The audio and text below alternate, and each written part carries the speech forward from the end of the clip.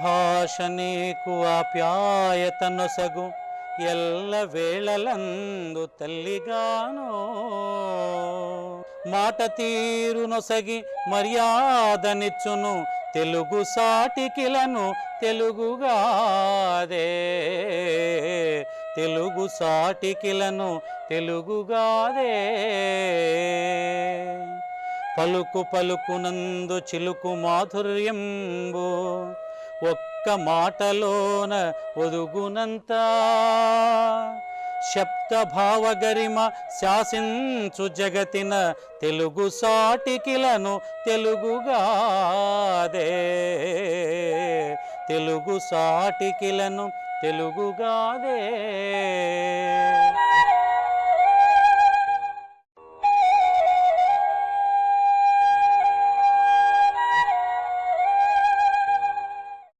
దూరదర్శన్ సప్తగిరి ప్రేక్షకులకు నమస్కారం. సాహితీ కార్యక్రమానికి స్వాగతం. రమ్మంటి చాలు కానీ రాత్యాలు విడిచిరానా, నీ చిన్ని నవ్వు కోసం స్వర్గాలు నడిచిరానా. ఎంత బాగున్నాయో కదా ఈ మధుర పదాలు. అంతేకాదు ఎంతో ఆర్తత కూడా దాగుంది ఈ పదాలలో. మరి ఇలా రాసిన ఈ పదాలను ఏమంటారు? గజల్ అంటారా? మరి గజల్ అంటే ఏంటి? ఈ గజల్ సాహిత్య ప్రక్రియ గురించి, దానికి ఉన్నటువంటి ప్రత్యేకత గురించి, ఆ లక్షణాల గురించి మరి ఈరోజు మన సాహితీ కార్యక్రమంలో వివరించడానికి మన దూరదర్శన్ సప్తగిరి స్టూడియోకి విచ్చేశారు ప్రముఖ గజల్ గాయని శ్రీమతి పెదపోలు శాంతి నిర్మల గారు.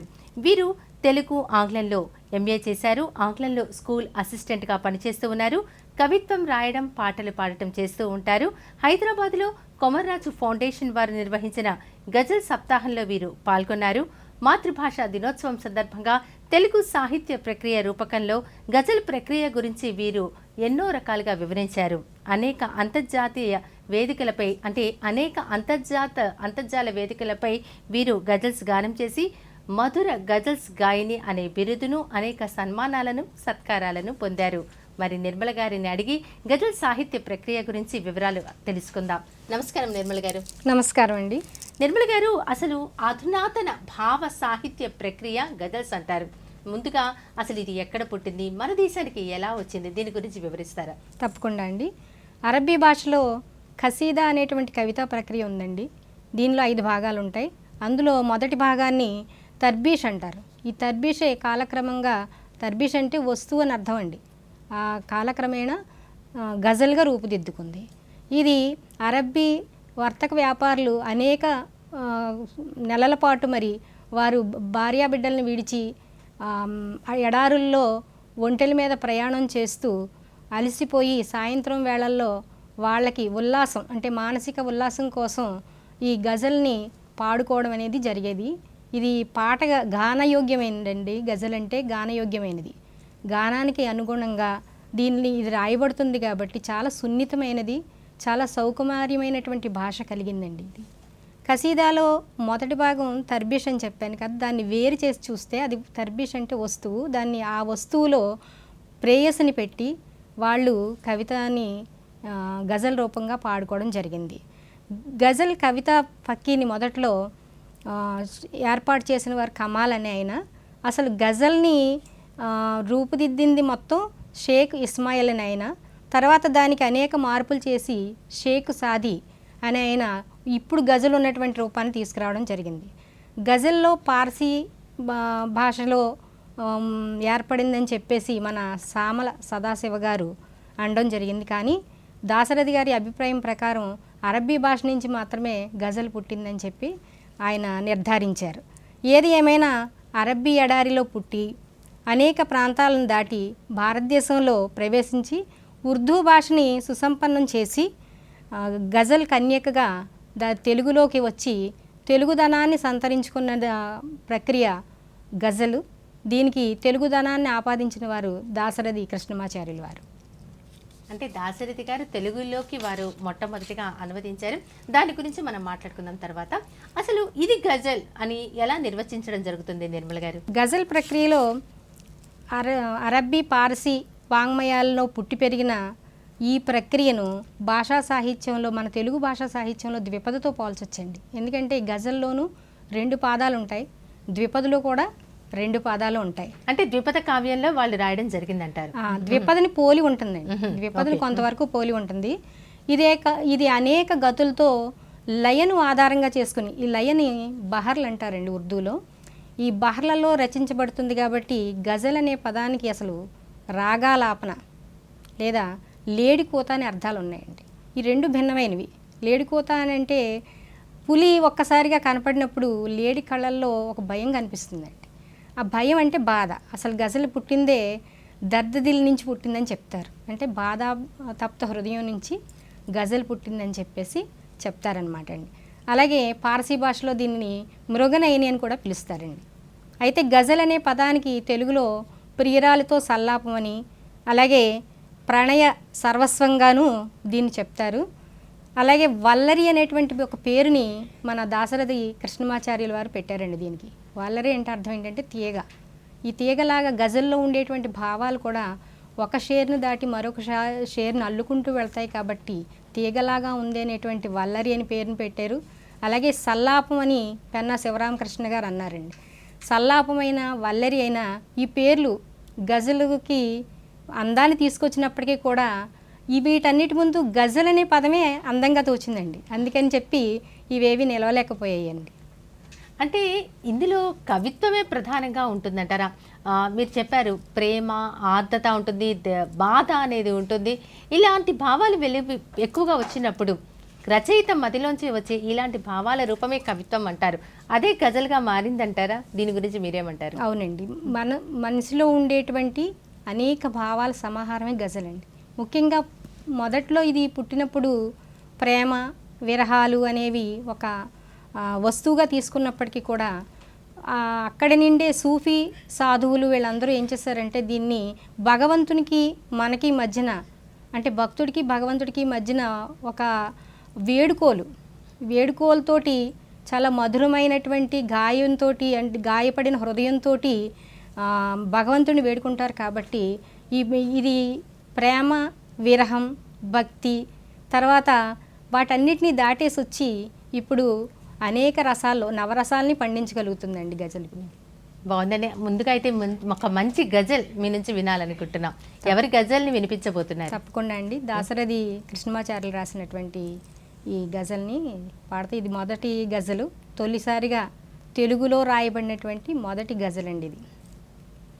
వల్లపునై నీ హృదయ సీమల నిలువవలెనని ఉన్నది, పిలుపునై నీ అధర వీధుల పలుకవలెనని ఉన్నది, వల్లపునై నీ హృదయ సీమల నిలువవలెనని ఉన్నది, చైత్రమాసం నవోదయమున చల్లగాలికి ఆడుతూ,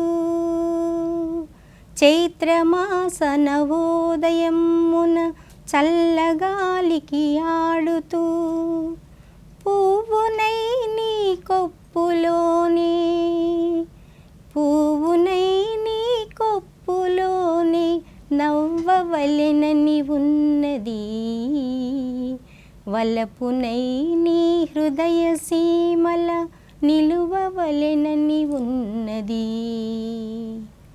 నీవు నడిచే దారి పక్కన, నీవు నడిచే దారి పక్కన నింపబోరు హసాకనై, పట్టుకుచ్చుల నీడ గొడుగులు, పట్టుకుచ్చుల నీడ గొడుగులు పట్టవలెనని ఉన్నది, వల్లపునై నీ హృదయ సీమల నిలువవలెనని ఉన్నది, అంతు చిక్కని అందమంతా, అంతు చిక్కని అందమంతా గంతులేసే రీతిగా, చక్కనౌ నీ బొమ్మయొక్కటి, చక్కనౌ నీ బొమ్మయొక్కటి చెక్కవలెనని ఉన్నది, వలపునై నీ హృదయ సీమల నిలువవలెనని ఉన్నది. నన్ను చూచి కోపగించే కన్నులందలి కెంపునే, నన్ను చూచి కోపగించే కన్నులందలి కెంపునే, తారహారముతో గళమ్మున, తారహారముతో గళమ్మున దాల్చవలెనని ఉన్నది, వలపునై నీ హృదయ సీమల నిలువవలెనని ఉన్నది. బుగ్గపై గలలే గులాబీ మొగ్గలోపలి సిగ్గుతో, బుగ్గపై గలలే గులాబీ మొగ్గలోపలి సిగ్గుతో, కోటి శిశిర పిశాచగణమ్ముల, కోటి శిశిర పిశాచగణమ్ముల కూల్చవలెనని ఉన్నది, వలపునై నీ హృదయ సీమల నిలువవలెనని ఉన్నది. ముగిసిపోయిన కాలమునకే పదను కలిగే రీతిగా, ముగిసిపోయిన కాలమునకే పదను కలిగే రీతిగా, నేను నీవై, నేను నీవై నిఖిల జగముల నుండవలెనని ఉన్నది, వలపునై నీ హృదయ సీమల నిలువవలెనని ఉన్నది, పిలుపునై నీ అధర వీధుల పలుకవలెనున్నది. దీనిలో చివరి షేర్ అండి.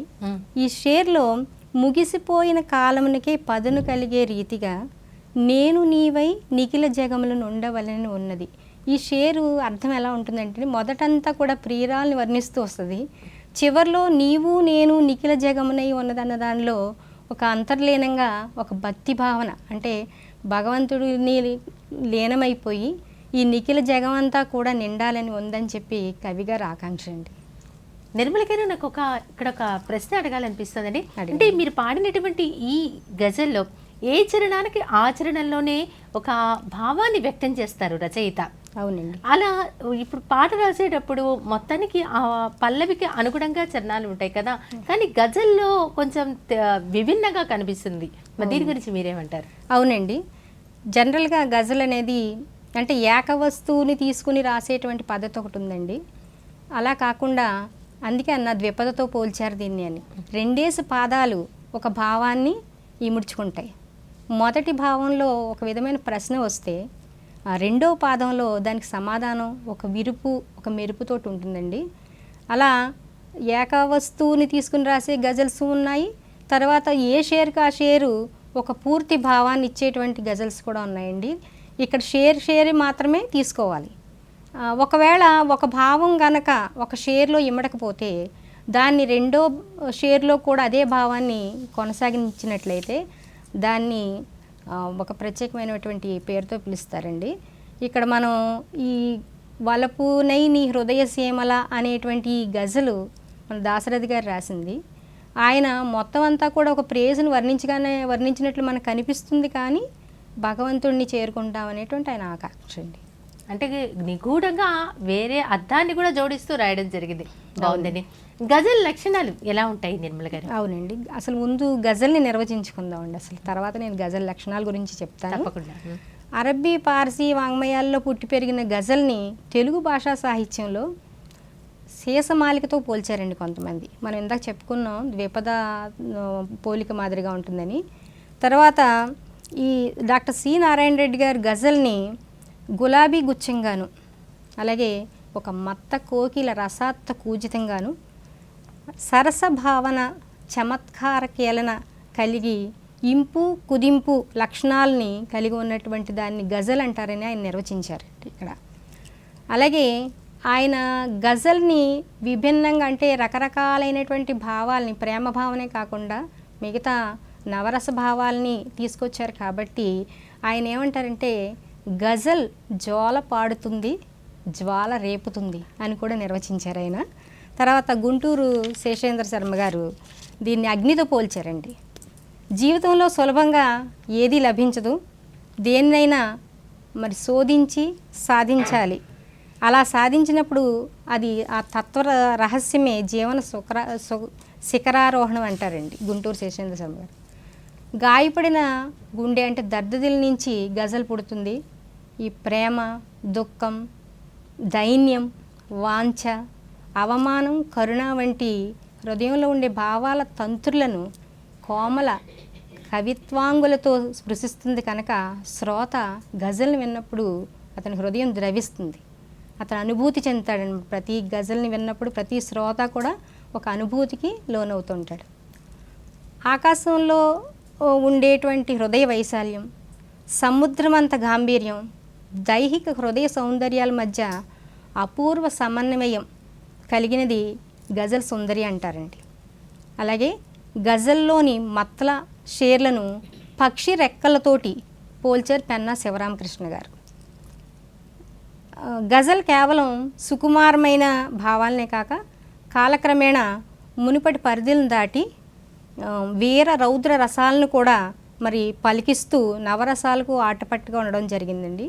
అందుకే సెనారే గారు గజల్ని జ్వాల పాడుతుంది, జ్వాల రేపుతుంది అని చెప్పి అన్నారు. గజల్ వస్తుపరంగా స్వభావాల పరంగా ప్రపంచ భాషా సాహిత్యాల్లో ఒక విశిష్టమైన స్థానాన్ని పొందిందండి. బాగుందండి. అంటే ఒక పక్కన ఈ గజల్ ఎలా ఉంటుంది అంటే కనుక ఏదైనా ఒక బాధగా అనిపించినప్పుడు ఒక మంచి పాట వింటాం, అలాగే మంచి గజల్ కూడా తెలియని ఆనందాన్ని ఇస్తుంది, ఆ బాధను మరిపిస్తుంది, అంతే కదా? అవునండి. ఇప్పుడు మనం గజల్ లక్షణాల గురించి చెప్పుకుందామండి. గజల్కి శీర్షిక ఉండదండి. మనం కవిత్వంలో అయితే ఒక శీర్షిక పెట్టి ఆ శీర్షిక ప్రకారం మనం కవితల్ని రాస్తాం, వచ్చిన కవితల్ని. గజల్ అందుకు భిన్నంగా ఉంటుంది కాబట్టి శీర్షిక ఉండదు, ద్విపదులుగా రాయబడుతుంది. ప్రతి గజల్లో కనీసం 5 షేర్లు ఉండాలండి. ఈ 5 షేర్లలో ఒకటి ఖచ్చితంగా మత్ల అంటే మొదటి మనం పాటతో పోల్చినప్పుడు పల్లవిగా మనం భావించాల్సి వస్తుంది. చరణాలని షేర్లు అంటారండి. ఇక్కడ ఈ మక్తాలు లేకుండా ఈ లాస్ట్లో ఉండేటువంటి మత్తల, మొదట్లో ఉండే మత్తల, చివరిలో ఉండేటువంటి మక్త, ఈ రెండు తీసేసిన తర్వాత 7, 9, 11, 13, 15 ఇలా బేసి సంఖ్యలో షేర్లను రాస్తూ ఉంటారండి. దీనికి ఇక్కడ ఒక చిన్న చమత్కారం ఉంటుంది. అదేంటంటే బేసి సంఖ్య ఎందుకు వాడతారు అని అంటే, ఒక ప్రియుడి దృష్టిలో తన ప్రేయసి అసామాన్యమైంది కాబట్టి ఆవిడ స్పెషల్గా ఉంటుంది కాబట్టి ఈ గజల్ని బేసి సంఖ్యలో షేర్లు రాస్తారండి. అంటే మామూలుగా మనకి పాటలు అయితే చరణాలు 2 అలా ఉంటాయి కదండి, అంతకు మించి ఉండవు అసలు, లేదంటే మహా ఇంకొక చరణం. ఇది మటుకు అన్ని 3, 5, 7 అలా ఉంటాయి. బాగుందండి. అలా 31 షేర్లతో కూడా మాధవరావు గారు గజల్ రాయడం జరిగింది. చాలా పెద్ద గజల్ అండి. అవునండి. తర్వాత ఇందాక చెప్పుకున్నామండి మనం గజలులో ఉండేటువంటి షేరు దేనికదే ప్రత్యేకమైనటువంటి భావాన్ని పలికిస్తుంది అనుకున్నాం. ఒకవేళ ఆ భావం కనుక ఆ షేర్లో పూర్తి కాకపోతే అది మరొక షేర్లో కూడా అంటే రాయబడితే కనుక దాన్ని కితాబంద్ అంటారండి. కితాబంద్ అంటారు. అంటే ఒక భావం మొదటి షేర్ కాకుండా రెండో షేర్లో కూడా కొనసాగుతుంది అన్నమాట. అలాగే అన్ని షేర్లు ఒకే మీటర్లో కానీ లేదా ఒక మాత్రా ఛందస్సులో కానీ ఉండాలి. దీన్ని ఉర్దూలో అయితే బహర్లు అంటారండి. బహర్ అంటే లయ అని అర్థం. ఆఖరి షేర్లో ఆఖరి షేర్ మక్తా అంటారు. తకుల్లస్ అనేటువంటి కవి నామం ఉంటుందండి. మనం పద్యాల్లో చూడండి, శతక పద్యాల్లో మనకి మకుటం ఉంటుంది. అదే మాదిరిగా గజల్లో కవి యొక్క నామం తకుల్లస్ అంటారు దాన్ని. అది లాస్ట్ షేర్, దాన్ని మక్తా అని పిలుస్తారు. అందులో అంతర్భాగంగా ఉంటుందండి.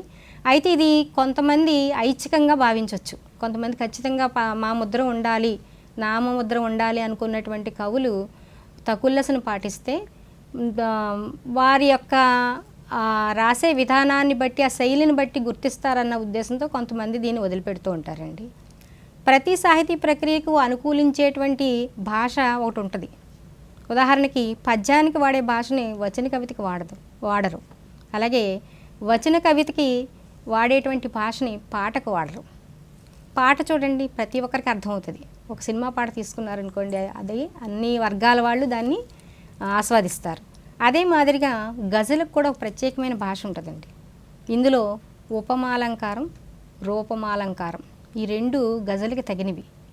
అలాగే దీర్ఘ సమాసాలు కానీ క్లిష్టమైన పదాలు కానీ గజల్లో వాడరు. ఎందుకంటే గజల్ అంటేనే చాలా సున్నితమైనది, చాలా అద్భుతమైన ప్రక్రియ అండి ఇది. అందుచేతనే మన తెలుగువారు అంటే దీన్ని కొంచెం చాలా ఆలస్యంగా మన తెలుగువారు దీన్ని స్వీకరించడం జరిగింది. దానికి కారణం ఏంటంటే ఉర్దూ భాషలో ఉండేటువంటి ఒక సారూప్యత అనేది తెలుగులో లేకపోవడం. ఉర్దూ భాషలో ఉండేటువంటి మీటర్లు, బహర్లు, ఛందస్సు అది వేరుగా ఉంటుంది. తెలుగు భాషకు వచ్చేటప్పటికి ఆ బహర్లో ఉండేటువంటి విధానం మనకు లేకపోవడం చేత ప్రముఖమైనటువంటి కవులు కూడా గజల్ని రాయడానికి వెనుకాడారు. తర్వాత దీన్ని ముందు అనువాదాల నుంచి, తర్వాత వాటిలో ఉన్నటువంటి సౌందర్యాన్ని తెలుగువారికి పరిచయం చేయాలనే ఉద్దేశంతో మన దాశరథి కృష్ణమాచార్యులు గారు, సి నారాయణ రెడ్డి గారు ప్రయత్నించిన తర్వాత మాత్రమే అనేక మంది గజల్ రాయడం ప్రారంభించారండి. బాగుందండి నిర్మల గారు. మరి ఇప్పుడు గజల్లో పదాల ప్రాముఖ్యత చాలా ఉంటుంది అని అన్నారు.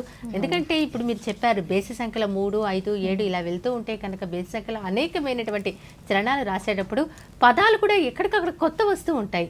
అసలు ఈ పదాలు అంటే ఏంటి? ఈ గజల్స్ విషయంలో వాటికి ఉన్నటువంటి ప్రాధాన్యత ఏంటంటారు? అవునండి, గజల్లో వాడేటువంటి భాష చాలా సరళంగా ఉండాలండి. ఎంత సుందరంగా ఉండాలి అని అంటే గజల్ని చదువుతుంటేనే అసలు చదివే వ్యక్తి చాలా అనుభూతికి గురవుతూ ఉంటారు. ఇక మామూలుగా అయితే గజల్లో ఉండేటువంటి కొన్ని పారిభాషిక పదాలను మీకు నేను పరిచయం చేస్తానండి. గజల్ని ఇంపు కుదింపు కలిగి గానయోగ్యమైన ద్విపదల ముక్తకాల సముదాయాన్ని గజల్ అంటారు. దీంట్లో మత్తలా తీసుకుందామండి. అంటే ఉదయించు చోటు, ఆకాశం అని అర్థాలు ఉన్నాయి మత్తలాకి. గజల్లోని మొదటి 2 పాదాలని మత్తలా అంటారు. సాధారణంగా 2 పాదాల్లోనూ కాఫియా, రదీఫ్లు ప్రయోగించబడతాయి. ఇది పాటకి పల్లవి, చరణం లాంటివి అన్నమాట. అంటే మత్తలా అంటే పల్లవి, షేర్ అంటే చరణంతో సమానం అండి. చాలామంది ఒక పాటకి ఒక పల్లవే ఉంటుంది, కానీ గజల్కి ఆ నియమం లేదండి. 2 మత్తలాలతోటి రాస్తారు. అనేక మత్తలాలతో కూడా గజల్ రాయబడ్డాయండి.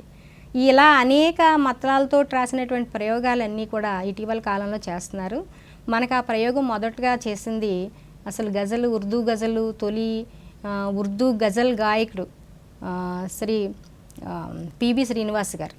ఆయన ఇలాంటి ప్రయోగాలు ప్రియభాషి అనేటువంటి కలం పేరుతోటి చేయడం జరిగిందండి. ఇలా ఒక మత్తలా కంట ఎక్కువ మత్తలాలతో కనుక దీన్ని రాస్తే 2వ మత్తలా కూడా ఉంటే కనుక హుస్నే మత్తలా అంటారండి దాన్ని. తర్వాత షేర్ అంటే చైతన్యం, జ్ఞానం అనే అర్థాలు ఉన్నాయి. ద్విపదలోని 2 పాదాలను కలిపి షేర్ అంటారు. ప్రతి షేర్లోనూ భావం సంపూర్ణంగా నిండి వాక్యం ముగించబడాలి. అంటే షేర్లు దేనికవే స్వతంత్రంగా ఉండాలి, పూర్తి భావాన్ని ప్రకటించేయాలి. షేర్లోని 2వ పాదంలో రదీఫ్ని ప్రయోగించాలండి. ఇక తర్వాతది మిశ్రా అంటే షేర్లో ఒక్కొక్క పాదాన్ని మిశ్రా అంటారు. మిశ్రా ఓలా అంటే షేర్లోని మొదటి పాదాన్ని మిశ్రా ఓలా అంటారు. దీనికి రదీఫ్ కాఫియాల నియమం ఉండదు. మనం గమనించినట్లయితే షేరు, మత్తలా ఇంతకుముందు చెప్పాను నేను. మత్తలాకి రదీఫ్ కాఫియాలు ప్రత్యేకించి ప్రయోగించబడాలనేటువంటి నియమం లేదు, కానీ షేర్లోకి వచ్చేటప్పటికి మొదటి పాదంలో కూడా ఆ నియమం ఉండదండి. ఏంటంటే దానిలో రదీఫ్ కాఫియాలు కనబడవు మనకి. ఇక రెండోది మిశ్రా ఓలా మొదటి పాదం మిశ్రా ఓలా అయితే మిశ్రా సాని అనేది 2వ పాదం అండి. షేర్లో ఉండేటువంటి 2వ పాదం మిశ్రా సాని. దీనిలో రదీఫ్ కాఫియాలు తప్పక ప్రయోగించబడాలి. అది గజల్ యొక్క నియమం అండి. ఈ 2 ఉండడం వలన గజల్కి లయ, తూగు సమకూరి గానం చేసినప్పుడు శ్రోతలకి శ్రవణానందాన్ని కలిగిస్తూ ఉంటుంది. ఇక రదీఫ్, దీనిని తెలుగులో సంయుక్త ప్రాస అనొచ్చు. ఇది మత్లాలోని 2 పాదాల చివర మరియు ప్రతి షేర్లోని 2వ పాదం చివర పునరావృతం అవుతుంది. ఈ పదాన్ని రదీఫ్ అంటారు. ఇక తర్వాతది కాఫియా. ఇది అత్యంత ముఖ్యమైనదండి. రదీఫ్కి ముందు ఉండే పదంలో అంత్యప్రాస నియమాన్ని పాటించాలి. దీన్ని కాఫియా అంటారు. గజల్ నిర్మాణంలో కాఫియా అత్యంత కీలకమైనది. ఇది ఒక ముడిని విప్పుతుంది లేదా ఒక మెరుపు మెరిపిస్తుంది. అందుకే ఇది గజల్ నిర్మాణంలో మూలరాయి వంటిది. ఎక్కడో రెండో పాదంలో చివర వచ్చే కాఫియా మొత్తం షేరుకు గర్భినాభి లాంటిది. ఇక మక్తా అంటే జాగీరు అని అర్థం అండి. గజల్లోని చివరి షేర్ను మక్తా అంటారు. తకుల్లస్ అంటే ముగింపు అని అర్థం. సాధారణంగా దీన్ని కవి నామముద్రగా చెప్పుకోవచ్చు. ఇక కితాబంద్ ఇందాక చెప్పాను నేను. గజల్లో ప్రతి షేరు భావపరంగా ముక్తకంగా ఉండాలి, అంటే స్వయం సమగ్రంగా ఉండాలి. అరుదుగా 2-3 షేర్లలో భావాన్ని పూర్తి చేయడం ఉంటుంది. దీనినే కితాబంద్ అంటారు. ఇక లాస్ట్ చెప్పాల్సింది ముషాయిరా. ఈ పదం అందరూ వినే ఉంటారు. గజల్ సంప్రదాయంలో గజల్ గానం కోసం ప్రత్యేక గాన సభలు ఏర్పాటు చేస్తూ ఉంటారు. వీటిని ముషాయిరాలు అంటారు. వీటిని తెలుగు సాంప్రదాయంలో కవి సమ్మేళనాలుగా మనం చెప్పుకోవచ్చు. కొందరు గజల్ని పాడి వినిపిస్తే మరికొంతమంది చదివి వినిపిస్తారండి. బాగుందండి, చాలా చక్కటి విషయాలను తెలియజేశారు పదాలన్నిటి గురించి. ఇప్పుడు కొందరు గజల్స్ని పాడి వినిపిస్తారు, కొందరు గజల్స్ని చదివి వినిపిస్తారు అని అన్నారు కదా. మరి చదివి వినిపించే వారికి, పాడి వినిపించే వారికి ఈ గజల్ యొక్క లక్షణాలన్నీ తప్పనిసరిగా తెలిసి ఉండాలా? అలాగే పాడే వాళ్ళకి సంగీతంతో సంబంధం ఉండాలా? తప్పనిసరిగా సంగీతం నేర్చుకుని ఉండాలంటారు? అంటే గజలు పాడేవాళ్ళు, చదివేవాళ్ళు అన్నారు. చాలామంది కవులు గాయకులు కాకపోవచ్చండి. అంచేత వాళ్ళు ఏంటంటే ఆ గజల్ని రాయడంలోనే విరుపు ఉంటుంది కాబట్టి ఆ విరుపుని ఏమంటారంటే గజలియత్ అంటారండి. ఈ గజలియత్ ఉన్నటువంటి గజలు మాత్రమే మరి శ్రోతల్ని ఆకట్టుకోగలుగుతుంది. చాలామంది కవులు ముషాయిరాల్లో, గజల్ ముషాయిరాల్లో మన తెలుగు కవులు చాలామంది దాన్ని చదువుతూ ఉంటారండి. అంటే వాళ్ళు రాస్తారు కాబట్టి దాన్ని ఎక్కడ విరిచి చదవాలో వాళ్ళకి తెలుస్తుంది కాబట్టి అది వినడానికి కూడా బాగుంటుందండి. పాటే కాదు, వినడానికి కూడా బాగుంటుంది. తర్వాత మీరు ఇంకొకటి అడిగారు, సంగీతం తెలిసి ఉండాలా అన్నారు. అంటే మన కర్ణాటక సంగీతం పాడేవాళ్ళు గజల్ని పాడితే కొంచెం తేడాగా ఉంటుందండి. ఎందుకంటే గజల్ అనేది హిందుస్థానీ సంగీత సంప్రదాయానికి అనుకూలంగా ఉంటుంది. కొంతవరకు తెలియాలండి, అంటే పూర్తిగా దాంట్లో మరి ప్రావీణ్యులు కానక్కర్లేదు. గజల్ పాడేవాళ్ళు ముందుగా ఏంటంటే భావాన్ని అన్వయం చేసుకోవాలి. వాళ్ళకి వాళ్ళు ఆ భావాన్ని అనుభవించాలి. పాడినప్పుడు ఆ ఆర్ద్రత, దుఃఖంతో పాడేటువంటి గజలు ఉంటుంది, ఆర్ద్రత కనబడాలండి. అంటే ఏంటంటే తాళము లేకపోతే లయ ఎలాగో ఉంటుంది గజల్లోనూ భావాన్ని వ్యక్తం చేయగలిగేలాగా ఉండాలి. కాబట్టి పూర్తి మరి సంగీత విద్వాంసులు పాడేదానికన్నా కొంచెం తెలిసిన వాళ్ళు పాడితే సరిపోతుందండి. అంటే అది ఏ భావాన్ని వ్యక్తం చేస్తున్నారో ఆ భావానికి అనుగుణంగా చదివేవాళ్ళు కానివ్వండి, పాడేవాళ్ళు కానివ్వండి వ్యక్తం చేస్తే దానిలో ఉన్నటువంటి ఆ పదాల అర్థం ఎదుటి వారికి తొందరగా చేరుతుంది. నిర్మల గారు, మనకి ఇందాక మనం మాట్లాడుకున్నాం దాశరథి గారు మొట్టమొదటిసారిగా గజల్స్ ని అనువదించారు అని. ఎవరి గజల్స్ ని ఎవరివి అనువదించారు, ఏంటి, వాటికి ఉన్నటువంటి పేరు ఏం పెట్టడం జరిగింది? కానీ ఆయన పేరు పెట్టారు. మీరు ఇందాక గజల్స్ కి పేరు ఉండదు, శీర్షిక ఉండదు అన్నారు. దీని గురించి మీరేమంటారు? దాశరథి గారు మరి ఉర్దూ భాష, పార్సిక్ భాష తెలిసిన వారు. ఆయన గాలిబ్ రాసినటువంటి ఉర్దూ గజల్స్ని చదివి బాగా మరి ఉత్తేజితం పొంది వాటిని యథాతథంగా అనువదించాలంటే సాధ్యం కాదని ఇందాక చెప్పానండి మీకు. ఎందుకంటే ఉర్దూలో ఉండేటువంటి బహర్లు తెలుగులో లేవు, ఆ మీటర్లలో రాయాలంటే కష్టం. అంచేత ఆయన ఏం చేశారంటే కొన్ని షేర్లు తీసుకుని దాన్ని ఆటవెలది, తేటగీతి పద్యాలుగా రాసి వాటిని అనువాదం గాలిబ్ గీతాలు అనేటువంటి అనువాద పుస్తకంగా వేశారండి 1961లో. దీనిని అక్కినేని నాగేశ్వరరావు గారికి అంకితం ఇవ్వడం జరిగింది. దాశరథి గారు మొదటి పుస్తకం అది, గాలిబ్ గీతాలు.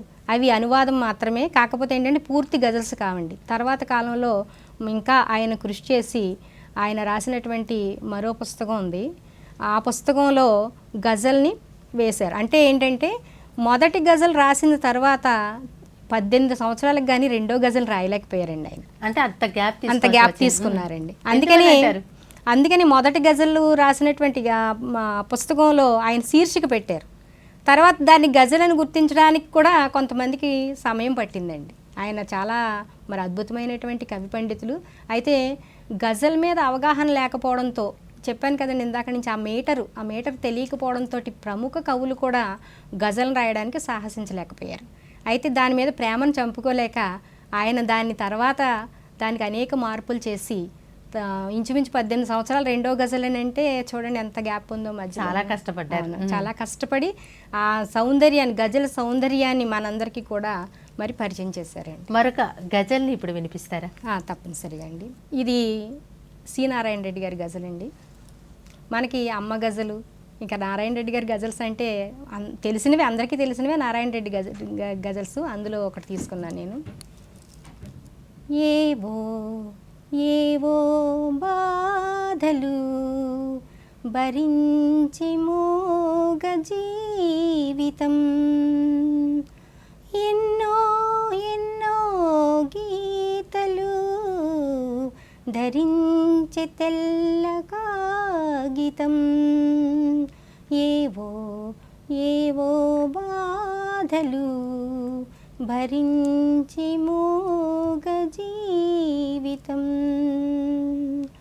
సుతకోటి హితకోటి ఉన్నా గత వైభవం చాటుతున్నా, సుతకోటి హితకోటి ఉన్నా గత వైభవం చాటుతున్నా, ఎంతో ఎంతో వేదన సహించే మాతృభారతం,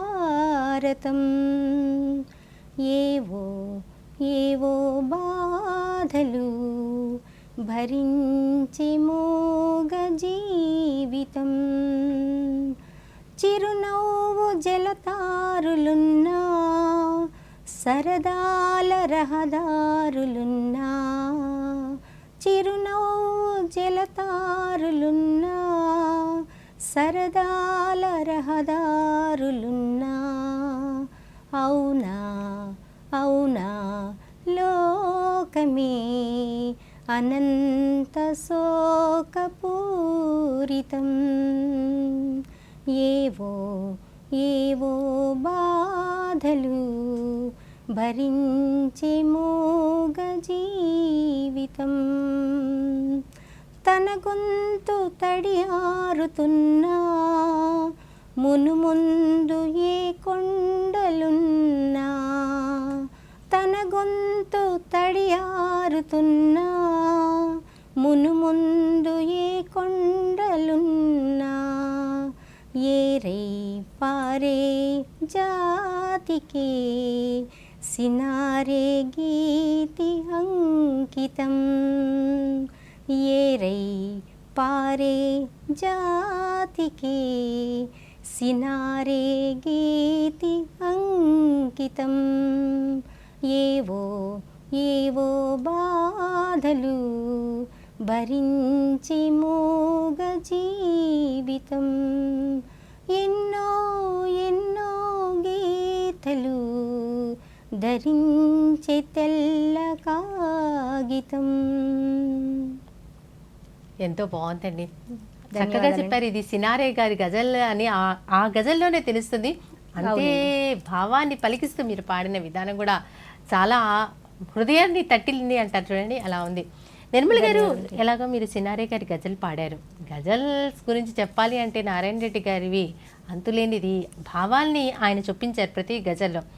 ఆ గజల్కు ఉన్నటువంటి ప్రాముఖ్యతను వివరిస్తారు. సి నారాయణ రెడ్డి గారి గజల్స్ కనుక తీసుకుంటే, మొదట ఆయన కూడా ప్రేమతత్వాన్ని తెలియచేస్తూ ఉండేటువంటి గజల్ని రాయడం జరిగిందండి. ఒక విధంగా సి నారాయణ రెడ్డి గారు, మన పిబి శ్రీనివాస్ గారు, వీళ్ళిద్దరూ కూడా గజల్ విషయంగా చూస్తే కనుక వాగ్గేయకారులండి. ఎందుకంటే వారిద్దరూ కూడా సమానంగా ఉర్దూ గజల్స్ని రాసి పిబి శ్రీనివాస్ గారు పాడితే, తెలుగులో గజల్స్ని రాసి దాన్ని తానే స్వరకల్పన చేసుకుని పాడి మరి అందరినీ మెప్పించడం జరిగిందండి. సి నారాయణ రెడ్డి గారు 100కు పైగా గజల్స్ రాశారండి. మొదట్లో రాసిన ప్రేమ గజల్సే కాకుండా ఆయన ఉండేటువంటి భావాల్ని రకరకాలుగా మరి గజల్స్లో చొప్పిస్తూ చక్కటి సామాజిక అంశాలను తీసుకుని ఆయన గజల్స్ని రాయడం జరిగిందండి. ఎందుకంటే నారాయణ రెడ్డి గారి గజల్ చదువుతుంటేనే శరీరంలో ఒక రకమైనటువంటి ఉత్తేజం కలుగుతుంది. కలగడంతో ఆ శ్రోత దానిని ఎంతో మరి అన్వయించుకుని దాన్ని ఆస్వాదిస్తారండి. నారాయణ రెడ్డి గారి గజల్స్ కొంచెం భిన్నంగా ఉంటాయి. ఎందుకంటే అందుకనే ఆయన తెలుగు గజళ్ళు అని వేరేగా పేరు పెట్టుకున్నారు. ఎందుకు పెట్టారు అని అంటే ఉర్దూ గజల్స్ని అనువదించడం అనేది తెలుగు వారికి కష్టం. అయితే అందులో ఛందస్సుని మరి తీసుకోలేం కాబట్టి తెలుగులో మాత్రా ఛందస్సుని తీసుకున్నారండి. ఈ మాత్రా ఛందస్సుని తీసుకుని ఆ మాత్రలకు అనుగుణంగా గజల్స్ రాయడం జరిగింది. అలాగే ఆయన గానయోగ్యంగా రాసుకున్నటువంటి గజల్స్, కొంతమంది ఆయన్ని ఇవి గజల్సా అని అన్నవాళ్ళు కూడా ఉన్నారండి. అందుకని ఆయన ఏం చేశారంటే తెలుగు గజళ్ళు అని పేరు పెట్టుకున్నారు. ఆయన రాసినటువంటి గజల్స్కి తెలుగు గజళ్ళు అని పేరు పెట్టుకుని అందులో మరి ఆవేశం అవ్వచ్చు, ఆవేదన అవ్వచ్చు, దుఃఖం, బాధ, సమాజంలో జరిగేటువంటి మనిషి యొక్క బలహీనతలను చూసి ఆయన మరి బాధపడి రాసినటువంటి గజళ్ళు ఉన్నాయి. అందుకనే నారాయణ రెడ్డి గారికి ఈ గజలు సాహితీ ప్రక్రియలో ప్రత్యేక స్థానం అండి అయింది. ఆయన ఆయనే మార్గదర్శి. ఈరోజు మనం తెలుగు గజల్ని విశ్వవ్యాప్తం చేశారు ఆయన. నారాయణ రెడ్డి గారు పాడిన తర్వాత ఆయన గజల్స్ని పాడి తర్వాత ఆయన బాణీలో మరి రాసి ఇప్పుడున్నటువంటి గజల్ కవులందరూ కూడా ఆయన శిష్యులుగానే మనం భావించాలండి. ఆయనకు ఉన్నటువంటి ప్రత్యేకత అది. నిర్మల గారు, మరి ఇప్పుడు నారాయణ రెడ్డి గారితో పాటు అనేక మంది విశ్వవ్యాప్తం చేస్తున్నారు తెలుగు గజల్స్ను అన్నారు. అందులో ఎవరెవరు కృషి చేస్తున్నారు ఈ తెలుగు గజల్స్ను విశ్వవ్యాప్తం చేసే విషయంలో? మొదటిసారిగా గజల్ ఆద్యులు దాశరథి కృష్ణమాచార్యులు గారు అయితే, తర్వాత తనకున్నటువంటి పలుకుబడితోటి, తర్వాత ఆయనకున్నటువంటి అభిరుచితోటి, గాన మాధుర్యంతో, రచన శక్తితోటి నారాయణ రెడ్డి గారు గజల్స్ రాసి మిగతా వారికి మార్గదర్శకులు అయ్యారు. ఈ బాటలో అనేక మంది గజల్ కవులండి ఈరోజు రికార్డులు సృష్టిస్తున్నారు. ఉదాహరణకి చూస్తే కనుక అనేక మంది కవులు ఉన్నారు మన తెలంగాణ రాష్ట్రంలో. అంటే తెలుగువారు ఎందుకో గజల్స్ రాస్తున్నారు కానీ అవి అంత ప్రాచుర్యంలోకి రాలేదు. గజల్ కోసం అసలు సంస్థను స్థాపించి వాటి సేవ చేసేవాళ్ళు కొంతమంది ఉన్నారండి. అందులో చెప్పుకోదగ్గ రచయిత్రులు ఉన్నారు, తర్వాత కవులు కూడా ఉన్నారండి.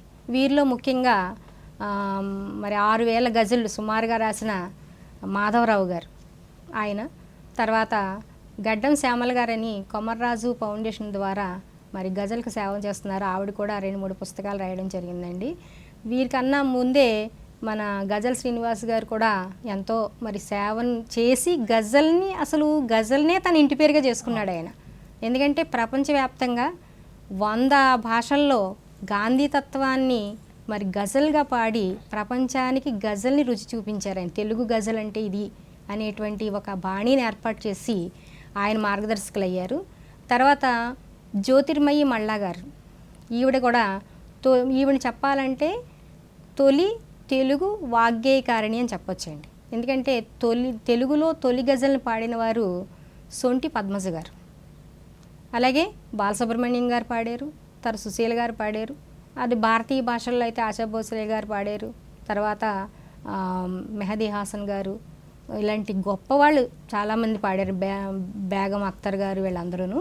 అయితే మళ్ళా జ్యోతిర్మయి గారు కూడా జోద్గా అనేటువంటి ఒక సంస్థను స్థాపించి గజల్ని ఉత్సాహవంతులకి నేర్పిస్తూ మరి గజల్లో బహుమతులు ఇస్తూ, గానంలో కానీ వాటిలో కానీ బహుమతులు ఇస్తూ ప్రోత్సహిస్తున్నారు.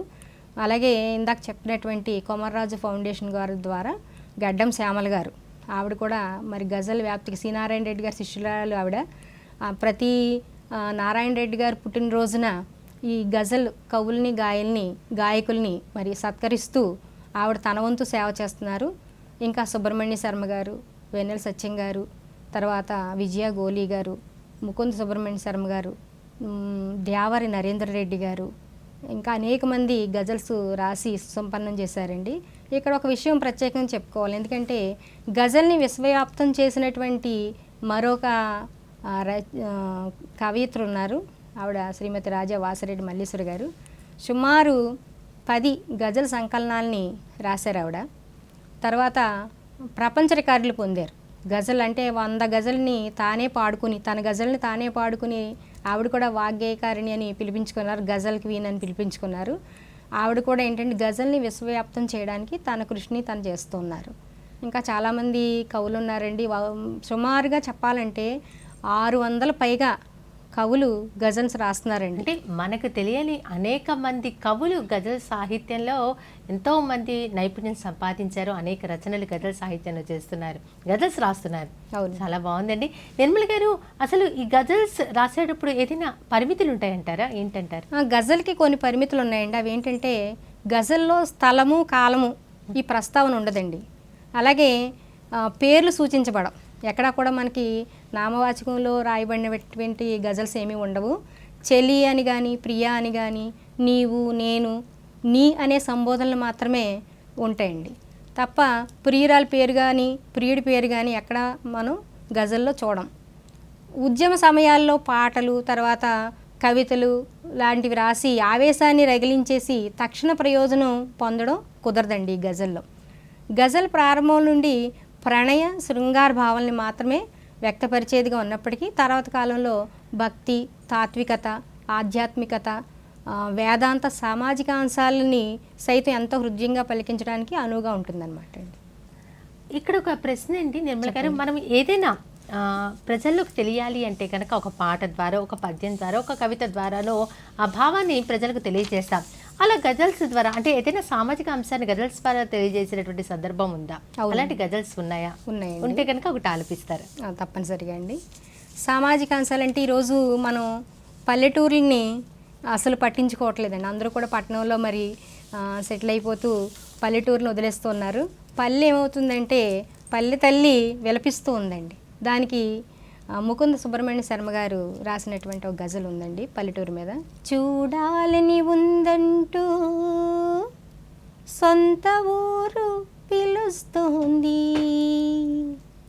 గోడు విన్న ప్రతి గుండె కన్నీటితో తడుస్తుంది. చూడాలని ఉందంటూ సొంత ఊరు పిలుస్తోంది, గోడు విన్న ప్రతి గుండె కన్నీటితో తడుస్తుంది. చెరువు గట్టు అడుగుతుంది నీ ఆటలు ఏవంటూ, చెరువు గట్టు అడుగుతుంది నీ ఆటలు ఏవంటూ, ఎదిగావని తలుచుకుంటూ, ఎదిగావని తలుచుకుంటూ ఒంటరిగా మురుస్తుంది. చూడాలని ఉందంటూ సొంత ఊరు పిలుస్తుంది, గోడు విన్న ప్రతి గుండె కన్నీటితో తడుస్తుంది. మొండి గోడ పాత గంట చెదరకుండా ఉంది చూడు, మొండి గోడ పాత గంట చెదరకుండా ఉంది చూడు, జ్ఞాపకాల మట్టి రోడ్డు, జ్ఞాపకాల మట్టి రోడ్డు నీ వెనకే నడుస్తుంది. చూడాలని ఉందంటూ సొంత ఊరు పిలుస్తుంది, గోడు విన్న ప్రతి గుండె కన్నీటితో తడుస్తుంది. చదువుకున్న బడిలో నీవు తిరిగి చూడు ఒక్కసారి, చదువుకున్న బడిలో నీవు తిరుగు చూడు ఒక్కసారి. తరగతి గది నీ కోసం, తరగతి గది నీ కోసం ప్రతిరోజు గునుస్తుంది. చూడాలని ఉందంటూ సొంత ఊరు పిలుస్తోంది, గోడు విన్న ప్రతి గుండె కన్నీటితో తడుస్తుంది. రావి చెట్టు ఎడ్ల బండి గోలీ సోడా మాయమాయే, రావి చెట్టు ఎడ్ల బండి గోలీ సోడా మాయమాయే. మాయదారి నెట్ సంత మాయదారి నెట్టు సంత ఊరికది ముగిస్తుంది, చూడాలని ఉందంటూ సొంత ఊరు పిలుస్తుంది, గోడు విన్న ప్రతి గుండె కన్నీటితో తడుస్తుంది, అమ్మలాంటి సొంత ఊరు మరచిపోకు ఎన్నటికీ, అమ్మలాంటి సొంత ఊరు మరచిపోకు ఎన్నటికీ, మహాత్ముడిగా ఎదగాలని, మహాత్ముడిగా ఎదగాలని ప్రతి వీధి తలుస్తోంది, చూడాలని ఉందంటూ సొంత ఊరు పిలుస్తోంది, గోడు విన్న ప్రతి గుండె కన్నీటితో తడుస్తోంది. నిజంగా ఎంత ఆ పదాల్లో భావం ఎంత బాగుందో. ఒకసారి ఇలాంటి గజల్స్ వింటే కనుక, ఇలా పల్లెటూరు గురించి వింటే కనుక, పట్టణంలో ఉన్నవాళ్ళు, ఎక్కడో దేశ విదేశాల్లో ఉన్నవాళ్ళు ఒకసారి పల్లెటూరుకి తప్పనిసరిగా వెళ్ళాలి అని సిద్ధమైపోతారు. అంత చక్కటి గజల్స్ని వాళ్ళు రాశారు, మీరు పాడటం జరిగింది. మీరు గజల్స్ పాడటం ఎప్పుడు ప్రారంభించారు, మరి ఎవరికైనా నేర్పిస్తున్నారా? దీని గురించి మీరేం చెప్తారు? అంటే నేను 2017 నుంచి గజలు పాడడం మొదలుపెట్టానండి. సుమారు నా వరకు నేను ట్యూన్ చేసుకుని ఉన్నవి ఒక 120 గజల్స్ దాకా అయినాయండి. ఎవరైనా అడిగితే సలహాలు ఇస్తాను, నేర్పమంటే నేర్పడానికి కూడా సంసిద్ధతగా ఉన్నాను. మా పిల్లలకి నేర్పిస్తూ ఉంటానండి, స్కూల్లో చేస్తూ ఉంటాను కాబట్టి పాఠశాలకు సంబంధించినటువంటి గజల్స్ ఉన్నాయండి, వాటిని నేర్పిస్తూ ఉంటాను. బాగుందండి. అలాగే గజల్ వ్యాప్తికి, ఈ గజల్స్ యొక్క అందరికీ తెలియడానికి గాయకులుగా ఎలా కృషి చేస్తున్నారంటారు? ఇది ఖచ్చితంగా ఆల్రెడీ గజలు వ్యాప్తం అయిపోయిందండి, విశ్వవ్యాప్తమైంది. ఎందుకంటే గజల్ శ్రీనివాస్ గారు సుసంపన్నం చేసేసారు. అనేక భారతీయ భాషల్లోనూ విదేశీ భాషల్లో కూడా గజల్ని పాడడం జరిగిందండి. ఆయన ద్వారా గజల్ విశ్వవ్యాప్తమైంది. అలాగే నారాయణ రెడ్డి గారి ద్వారా కూడా గజల్ అందరికీ తెలిసిందండి. నారాయణ రెడ్డి గారి ఆదర్శం, ఎందుకంటే గజల్ని ఎలా రాయాలో ఆయన చెప్పారు, ఎలా పాడాలో మరి శ్రీనివాస్ గారు చెప్పారు. అయితే మొదట్లో శ్రీనివాస్ గారు కూడా ఒక గజల్ని ఒక సాంప్రదాయ పద్ధతిలో, అంటే ఉర్దూ పద్ధతిలో కనుక గజల్ని మీరు ఆలపించినవి చూసే ఉంటారు కొన్ని చోట్ల. ఇక్కడ గజల్ ముషాయిరాల్లో కానీ లేదా ఉర్దూ గజల్ గానం కానీ జరిగినప్పుడు మనం చూస్తే ఒక ప్రత్యేకమైన వాయిద్యాలు ఉంటాయండి. ఎందుకంటే ఒక హార్మోనియం, ఒక తబలా, అలాగే గజల్ కోసం సారంగి అనేటువంటిది వాయిద్యం కరెక్ట్గా సూట్ అవుతూ ఉంటుందండి దీనికి. తర్వాత వీణావాదన, ఈ మధ్యకాలంలో వేణువు అనేటువంటి మిగతా వాయిద్యాలను కూడా ఉపయోగిస్తున్నారు. అలాంటి పద్ధతిలోనే మొదట్లో శ్రీనివాస్ గారు గజల్ కచేరీలు చేసేవారు. తర్వాత ఏంటంటే ఆయన తన బాణీని మార్చుకుని ఒక కంజర్ని తీసుకుని జనంలోకి గజల్ని తీసుకెళ్ళడం కోసం, అన్ని వాయిద్యాలు ప్రతిసారి అందుబాటులో ఉండవు కాబట్టి, అలా ఒకవేళ ఆ విధంగా గనక అన్ని వాయిద్యాలని వాడి సాంప్రదాయ పద్ధతిలో గజల్ గానాన్ని చేపట్టినట్లయితే గజల్ని అందరికీ చేరువ చేయలేమని భావించి ఆయన ఒక కంజర్ని తీసుకుని గజల్ని పాడుతూ మధ్య మధ్యలో గజల్ని వ్యాఖ్యానం చెప్తూ పాడుతూ ఒక ప్రత్యేకమైనటువంటి ఆయన బాణిని ఏర్పాటు చేసుకున్నారు. తర్వాత ఇప్పటికీ కూడా మరి వాగ్గేయకారిణిగా చెప్పుకున్నటువంటి శ్రీమతి మళ్ళా జ్యోతిర్మయి గారు సాంప్రదాయ పద్ధతిలోనే గజల్ కచేరీలు చేస్తూ ఉంటారు. ఇంకా స్వరూపరాణి గారిని హైదరాబాద్కి చెందినటువంటి గజల్ గాయని, ఈవిడ తానాలో కూడా గజల్ని ఆలపించడం జరిగింది. తర్వాత ఇంకా అనేక మంది గజల్లో, కొంతమంది కవులు కూడా తమ గజల్ని తామే పాడుకుంటూ, అంటే ఇరువెంటి శర్మ గారు కానీ, గడ్డం శ్యామల గారు కానీ, ఇందాక చెప్పినట్టు వాసిరెడ్డి మల్లీశ్వరి గారు, ఇలా కొంతమంది. తర్వాత గజల్ వాసుదేవ్ గారండి, ఆయన కూడా డాక్టరేట్ చేశారు గజల్ గానంలో, ఆయనది ఒక ప్రత్యేకమైన బాణి. ఇలాంటి అనేకమైన గాయకులు గజల్ని పట్ల ఆకర్షితులై మరి గజల్ యొక్క సాహిత్యం యొక్క సౌకుమార్యాన్ని తమ గొంతుల్లో పలికిస్తూ గజల్ని విశ్వవ్యాప్తం చేయడానికి ప్రయత్నాలు చేస్తున్నారండి. ఇంకా అనేక మంది ఔత్సాహిక గాయకులు ఉన్నారు, అందరి పేర్లు చెప్పుకోవడం ఇప్పుడు కుదరదు కాబట్టి కొంతమంది పేర్లు చెప్పడం జరిగిందండి. చక్కగా వివరించారు నిర్మల గారు. రానున్న రోజుల్లో గజల్ సాహిత్య వైభవం ఎలా ఉండిపోతుందంటారు? గజలు అంటే లేట్గా వచ్చినా లేటెస్ట్గా వచ్చిందని అనేటువంటిది మనం విన్నాం కదండి డైలాగు. ఈ గజల్ అనేది ఎప్పుడో ఇంచుమించుగా 10వ శతాబ్దంలో అది రాయబడి 13వ శతాబ్దం నాటికి ఒక రూపాన్ని సంతరించుకుని భారతదేశానికి వచ్చేటప్పటికి 16వ శతాబ్దం పట్టిందండి. దీన్ని 18వ శతాబ్దంలో అమీర్ ఖుస్రూ గారు, ఆయన తొలి భారతీయ గజల్ గాయకుడు. ఆయన ఎందుకు భారతీయ అన్నానంటే ఆయన ఉర్దూలో పాడలేదు, దీన్ని పార్సీ భాషలో, అరబ్బీ భాషలోను పాడి తొలి భారతీయ గాయకుడు ఆయన. తర్వాత గజల్ వైభవం అనేది ఖచ్చితంగా వెలిగిపోనుందండి. ఎందుకంటే ఇప్పుడు అనేక మంది కవులు, ప్రతి కవి కూడా గజల్కి ఒక మాత్రా ఛందస్సులో రాయవచ్చని తెలిసిన తర్వాత ఇంచుమించుగా ప్రతి తెలుగు పండితులు నాకు తెలిసి గజల్స్ రాస్తున్నారండి. అందరినీ అందుకే చెప్పాను ఇందాక, సుమారు 600 నుంచి 700 మంది వరకు గజల్ కవులు రాస్తున్నారు. ఇంకా అనేక మంది కవులు, తుమ్మూరు రామ్మోహన్ రావు గారు, తొలినాళ్ళలో మరి అద్దేపల్లి రామ్మూర్తి గారు, ఇలాంటివన్నీ రామ్మోహన్ రావు గారు, ఇలాంటి వాళ్ళు గజల్ని రాశారు. ఇప్పటి వరకు నాకు తెలిసి 50 మంది కవులు తమ గజల్ కవితా సంకలనాలను వేసుకోవడం జరిగిందండి. అందులో కొంతమంది ఒకటి కంటే ఎక్కువ పుస్తకాలు రాశారు. మాధవరావు గారు ఉన్నారు, ఆయన కూడా 10 పుస్తకాలు రాశారండి. పైగా రాజా వాసిరెడ్డి మల్లీశ్వర గారు, ఆవిడ రికార్డులు సృష్టించారు గజల్ విషయంలో, ఆవిడ 10 పుస్తకాలు ఉన్నాయి. ఇంకా 2 పుస్తకాలు 3 పుస్తకాలు ప్రచురించిన వాళ్ళు ఉన్నారు.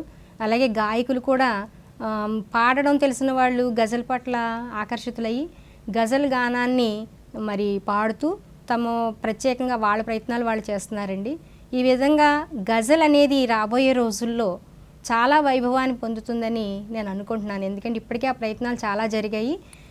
ఇప్పుడు గజల్ ప్రక్రియ అందరికీ తెలిసిందండి, అందరికీ తెలిసింది కాబట్టి అందరూ రాస్తున్నారు, పాడుతున్నారు. ఖచ్చితంగా దీనికి ఒక ప్రత్యేక స్థానం ఉంటుందని చెప్పి అనుకుంటున్నానండి. నిర్మల గారు, చివరిగా మీకు నచ్చిన ఎన్నో గజల్స్ ఉండే ఉంటాయి, అందులో ఒక గజల్ని పాడి వినిపిస్తారా? గజల్ అంటే 2-3 ఉన్నాయండి నాకు. ఎందుకంటే సోరారం శంకర్ గారు, ఇందాక నేను ఆయన పేరు చెప్పడం మర్చిపోయాను. గజల్ త్రిమూర్తులు అన్న దగ్గర వాళ్ళు ఇప్పుడు ఈ కాలం అంటే నారాయణ రెడ్డి గారి తర్వాత 3 ఉన్నారండి. అందులో పెన్నా శివరామకృష్ణ గారు ఒక ఆయన, రెంటాల శ్రీ వెంకటేశ్వరరావు గారు, అలాగే సోరారం శంకర్ గారు. వీళ్ళు 3 రాసినటువంటి గజళ్ళు చాలా ప్రత్యేకంగా ఉంటాయండి. పెన్నా గారు అయితే పూర్తిగా ఉర్దూ గజల్లో ఉండేటువంటి భావాల్ని తెలుగులో రాసి ఆయన ఒక ప్రత్యేకతను సంతరించుకుంటే, వెంకటేశ్వరరావు గారు తక్కువ రాసిన గజళ్ళు, శ్రీనివాస్ గారి ద్వారా పరిచయమైనవి ఎక్కువండి ఆయన గజళ్ళు. అలాగే సోరారం శంకర్ గారు ఆయన రాసినటువంటి ఒక ప్రబోధాత్మకమైనటువంటి గజల్ని నేను మీకు వినిపిస్తాను. టైం ఉంటే ఇంకొక గజల్ని కూడా పాడతాను. ఎప్పటికైనా నిప్పులు చెరిగి ఉప్పెనలా ఎదుగు, తప్పో ఒప్పో ఏదైతే నీ ఉప్పెనలా ఎదుగు. ఎప్పటికైనా నిప్పులు చెరిగి సూర్యునిలా ఎదుగు, తప్పో ఒప్పో ఏదైతే నీ ఉప్పెనలా ఎదుగు. మోగతనం యోగితనం అనుకుంటున్నావా నేస్తం, మోగతనం యోగితనం అనుకుంటున్నావా నేస్తం. మాటను మించిన తోట లేదు, మాటను మించిన తోట లేదు, శతగ్నిలా ఎదుగు. ఎప్పటికైనా నిప్పులు చెరిగి సూర్యునిలా ఎదుగు, తప్పో ఒప్పో ఏదైతే నీ ఉప్పెనలా ఎదుగు. ముడుచుకు ముడుచుకు ఎన్నాళ్ళుంటావు ముదిమి పలకరించు, ముడుచుకు ముడుచుకు ఎన్నాళ్ళుంటావు ముదిమి పలకరించు. నెత్తురు మండే నెల్సన్ మండేలా, నెత్తురు మండే నెల్సన్ మండేలా గుండెయలా ఎదుగు. ఎప్పటికైనా నిప్పులు చెరిగి సూర్యునిలా ఎదుగు, తప్పో ఒప్పో ఏదైతే నీ ఉప్పెనలా ఎదుగు. రగిలే పొగిలే జీవనయానం యానం కాదది హీనం, రగిలే పొగిలే జీవనయానం యానం కాదది హీనం. స్వేచ్ఛా ఇంధన చందనమై, స్వేచ్ఛా ఇంధన చందనమై నవతేజల్లా ఎదుగు. ఎప్పటికైనా నిప్పులు చెరిగి సూర్యునిలా ఎదుగు, తప్పో ఒప్పో ఏదైతే నేం ఉప్పెనలా ఎదుగు. అంటే ఒక చక్కటి ప్రబోధాన్ని కూడా, అంటే ఒక ప్రేమని, విరహాన్ని, వేదాంతాన్ని, తత్వధోరణిని చెప్పేటువంటి గజల్స్, ఇలాంటి ఒక ప్రబోధాత్మకమైనటువంటి భావాల్ని కూడా గజల్స్ ద్వారా ఎంతోమంది కవులు అందిస్తూనే ఉన్నారు. సి నారాయణ రెడ్డి గారు చెప్పారు, గజల్ జోల పాడుతుంది, జ్వాల రేపుతుంది. ఎన్నెన్నో భావాలు గజల్ సాహిత్య ప్రక్రియలో మనకి దొరుకుతూనే ఉన్నాయి. ఇంకా ముందు ముందు అనేక మంది కవులు మనకి అందిస్తూనే ఉంటారు. మరి ఈరోజు మా దూరదర్శన్ సప్తగిరి స్టూడియోకి విచ్చేసిన నిర్మల గారు గజల్ సాహిత్య ప్రక్రియ గురించి ఎన్నో విషయాలను తెలియజేసినందుకు ధన్యవాదాలండి. నమస్కారం అండి. నమస్కారం అండి. ఇది ఈనాటి సాహితీ కార్యక్రమం. వచ్చే వారం మరో అంశంతో సాహితీ కార్యక్రమంలో మళ్ళీ కలుద్దాం. అంతవరకు సెలవు మరి. నమస్కారం.